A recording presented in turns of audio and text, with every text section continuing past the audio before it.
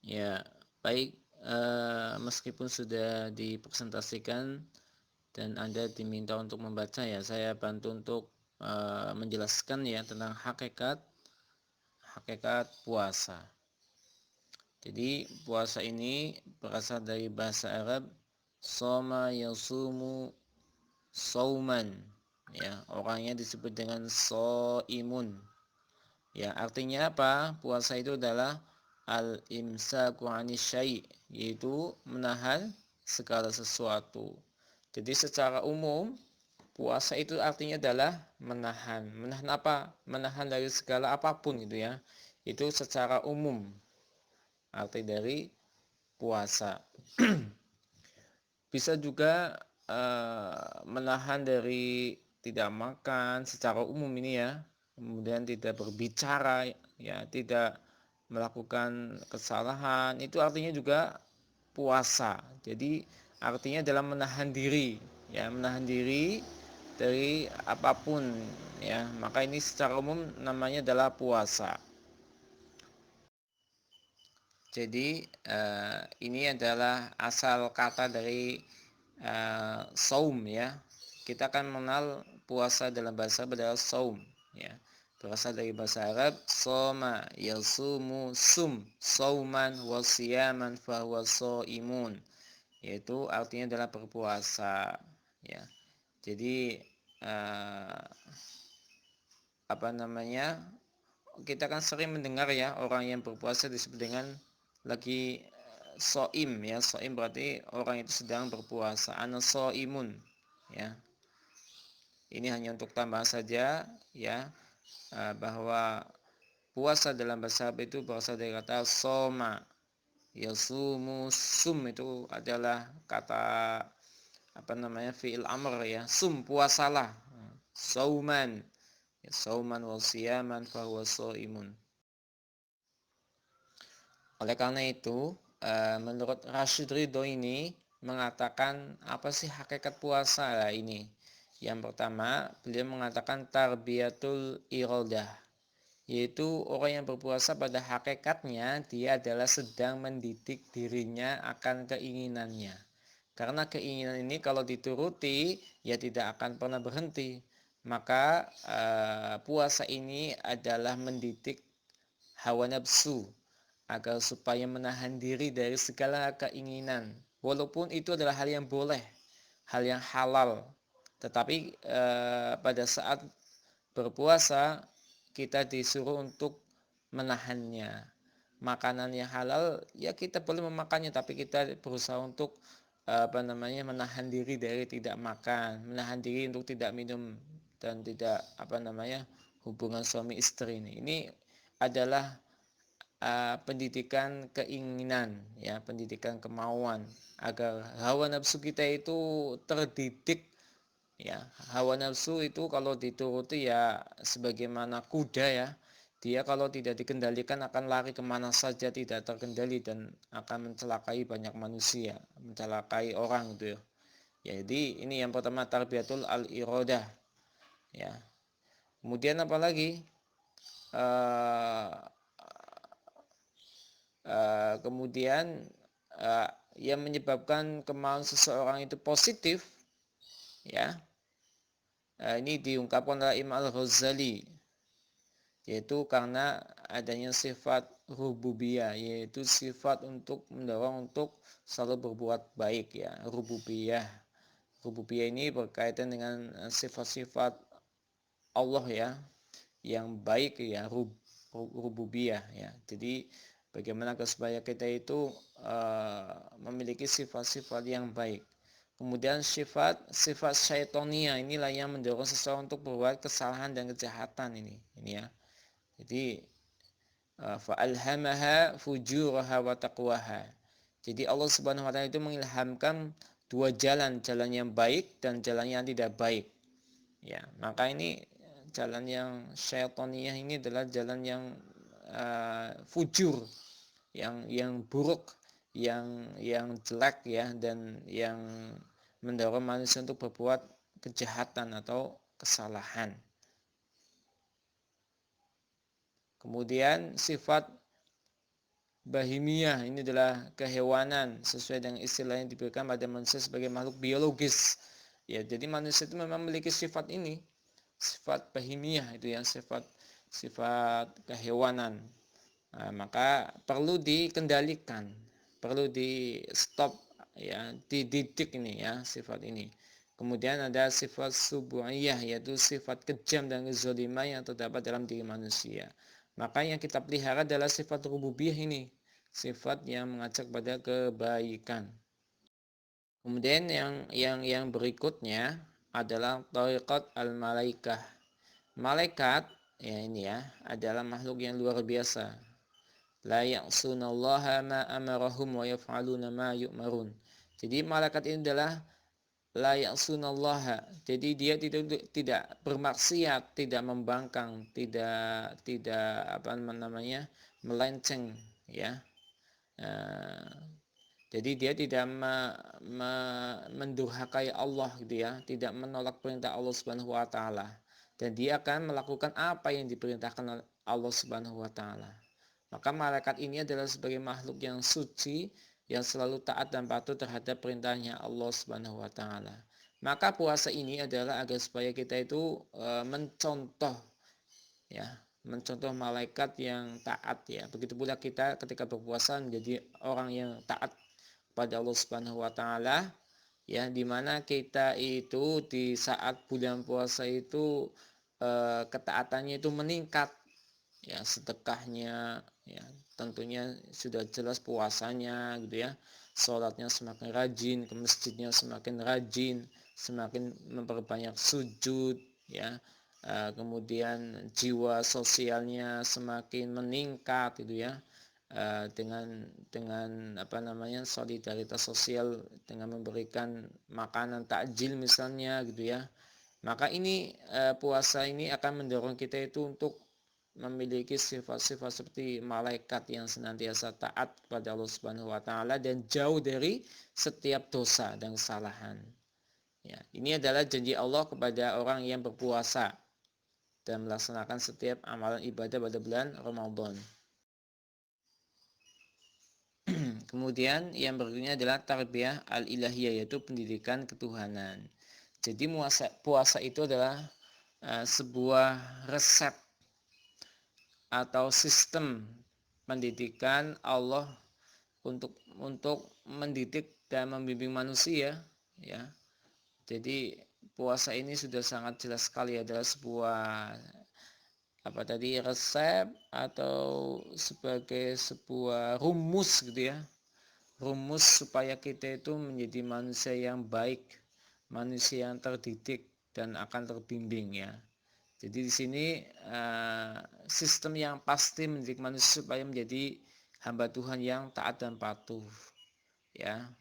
Kemudian sebagai satu sistem yang dapat mendidik sifat rububiyah ketuhanan manusia untuk dapat berbuat adil, sabar, pemaaf dan berbuat baik yang lainnya. Kemudian hakikat puasa yang selanjutnya, yaitu hakikat puasa itu adalah tazkiyatu an-nafs, yaitu pensucian jiwa ya. Ini diungkapkan oleh Ibnu Qayyim al-Jauziyah ya. Puasa itu adalah sebagai sarana membersihkan berbagai sifat buruk ya yang ada dalam jiwa manusia. Ada kalanya jiwa manusia itu kotor bahkan sampai berkarat gitu ya. Kalau sudah karatan ya susah dihapus, susah dibersihkan karena sudah berbagai macam noda itu masuk ke dalamnya. Maka wajar kalau puasa dapat menjadi penyuci jiwa. Jadi tazkiyatu an-nafs, yaitu mensucikan jiwa dari berbagai macam kotoran, dosa, kesalahan ya. Maka ketika orang yang berpuasa itu akan menahan diri dari hal-hal yang buruk, hal-hal yang kotor gitu ya. Berarti ini makna dari atau hakikat puasa adalah untuk mensucikan jiwa. Kemudian mengapa Allah mewajibkan puasa kepada kita?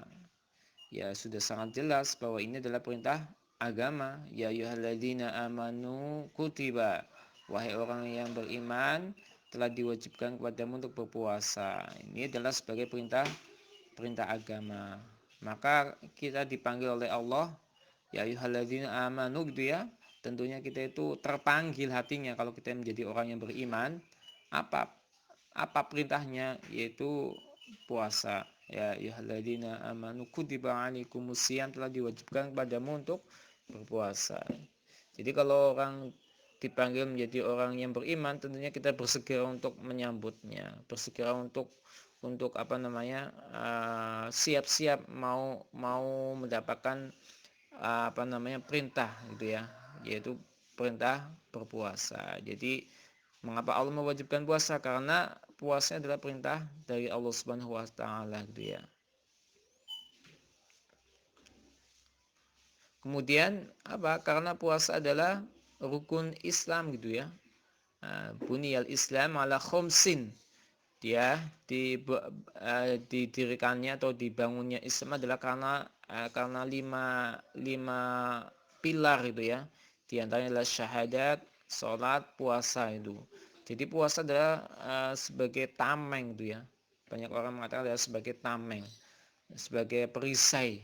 Ya. Karena apa? Karena ketika sedang berpuasa kita secara otomatis ada hal-hal yang buruk, kita langsung ada tamengnya. Oh ya, saya sedang puasa, oh saya nggak jadi melakukan hal buruk ini dan sebagainya. Ya, ini menunjukkan bahwa puasa adalah sebagai perisai, ya, sebagai perisai kita sebagai seorang Islam. Bagaimana mungkin sebuah bangunan akan tegak kalau salah satu pilarnya itu tidak ada, ya? Maka harus ada semuanya. Bagaimana mungkin kita ini disebut sebagai seorang muslim kalau salah satu pilarnya tidak ada, gitu ya? Kita sebagai seorang muslim nggak sholat, ya ini sesuatu yang sangat rancu sekali. Ya, kemudian yang berikutnya, karena puasa itu tujuannya adalah bertakwa tadi ya, maka Allah Subhanahu wa taala memberikan sarana yang sangat luar biasa agar kita menjadi orang yang bertakwa, yaitu dengan cara berpuasa, ya. Kemudian agar terhapus dosa. Ini subhanallah, ya man shoma ramadhana imanan wa ihtisaban ghufira lahu ma taqaddama min dzambi. Jadi barang siapa yang berpuasa Ramadan dengan penuh iman dan mengharapkan pahala, maka akan diampuni dosa-dosanya yang telah lalu. Ini hadis riwayat Bukhari dan Muslim. Jadi subhanallah nih. Ya, ini adalah sebagai saran untuk kita mendapatkan ampunan dari Allah Subhanahu wa taala, terbebas dari api neraka. Kemudian yang selanjutnya lagi, agar kita ini mudah masuk surga dan terhindar dari neraka. Dan Allah Subhanahu wa taala itu memberikan pintu khusus kepada orang yang ahli puasa. Namanya adalah pintu Ar-Royan. Ya, Ar-Royan. Nah, ini luar biasa. Ini Allah memberikan perhatian khusus kepada orang yang rajin berpuasa. Kemudian karena begitu banyaknya keutamaan di bulan Ramadan ya, Anda sudah setiap bulan Ramadan mendapatkan ceramah ini ya. Di bulan Ramadan adalah bulan yang penuh dengan keutamaan yang luar biasa, yaitu diturunkannya Al-Qur'an ya, dan di dalamnya penuh berkah, rahmat, dan doa itu akan mudah dikabulkan oleh Allah Subhanahu wa taala. Ya, di dalamnya ada apa, malam yang lebih baik daripada 1000 bulan. Ini subhanallah ya. Inna anzalnahu fi lailatul qadar. Lailatul qadar khairun min alfi sahr. 1000 bulan. Ini subhanallah ini. Ya, bulan Ramadan adalah bulan amal dan ibadah ya, di mana bulan tersebut panen ya, kita umat Islam itu panen kebaikan, maka sebaiknya kita bersegera untuk memanennya gitu ya, sebelum kita nggak dapat bagiannya. Setelah akhir Ramadan kita nggak dapat apa-apa. Ya, apa fungsi dan tujuan ya, sudah sangat jelas tadi ya. Fungsi puasa, tujuan puasa adalah untuk kita mendapatkan predikat takwa yang mendapatkan kemuliaan ya. Ini adalah tujuannya ya. Hikmahnya apa? Hikmahnya banyak sekali. Hikmah untuk membuat kita lebih takwa tadi sudah sangat jelas ya. Memberikan efek menyehatkan. Jadi ternyata Berpuasa itu menurut medis, ilmu kedokteran itu akan menghilangkan zat-zat yang negatif, zat-zat yang akan merusak badan kita. Maka berpuasa adalah bisa menyehatkan. Sebagaimana mesin itu perlu istirahat, nggak mungkin akan digunakan terus-menerus. Maka perut yang sering banyak makan dan sebagainya itu bisa menyebabkan banyak penyakit itu ya. Kemudian yang berikutnya adalah mendapatkan pahala yang melimpah gitu ya. Melatih untuk menahan hawa nafsu, menahan kesenangan duniawi yang fana ini. Kita mengingat akan kampung kita di akhirat yang sesungguhnya, karena dunia adalah fana sementara, kenikmatannya itu marginal yang disebut dengan kenikmatannya terbatas ya, tidak, sangat terbatas sekali ya. Anda makan satu piring nikmat, dua piring sudah habis nikmatnya. Anda minum minuman yang nikmat itu pun ada batasannya. Jadi dunia ini fana sekali ya. Kemudian bisa memasukkan kita ke dalam surga. Kemudian melatih sabar ini ya, ada efek emosionalnya. Sabar, pengendalian diri, disiplin, jujur, dan emosinya terkendali. Jadi ini puasa ya. Bisa ini berarti dalam kehidupan sosial ini ya, kita akan dihadapi berbagai macam ujian. Maka kita harus sabar, harus bisa mengendalikan diri ya. Ketika bekerja kita latihan untuk disiplin ya. Kemudian dengan saudara, dengan teman bergaul dan siapa, kita harus jujur itu ya. Dan untuk mempersempit jalannya aliran di mana setan itu berlalu lalang, yaitu darah ya. Jadi darah ini adalah tempat di mana setan itu akan berlalu lalang di situ untuk menggoda manusia ya. Kemudian mempererat tali silaturahim dengan sahur bersama dengan keluarga atau dengan saudara atau dengan sesama muslim di masjid ya. Ini subhanallah ini ya, kita bernostalgia dengan bagaimana nikmatnya puasa di bulan Ramadan. Ini Allah menguji nih di tahun ini dengan kita puasanya itu tidak di masjid tapi di rumah ya, di rumah. Maka ini adalah pendidikan yang luar biasa, bagaimana kita itu mendidik keluarga kita, anak kita, atau Anda sebagai anak, bagaimana orang tua, bagaimana ibu, ayah gitu mendidik Anda gitu, akan terlihat ya. Meskipun kita diuji dengan tidak terlalu banyak itu ya di sosialnya. Kemudian menghilangkan dosa di antara manusia dengan saling memaafkan di hari Lebaran Idul Fitri. Ini adalah kebiasaan di kita ya, di Indonesia gitu ya. Yaitu adakan silaturahim yang jauh pulang gitu ya, semakin mempererat hubungan persaudaraan. Wallahu alam.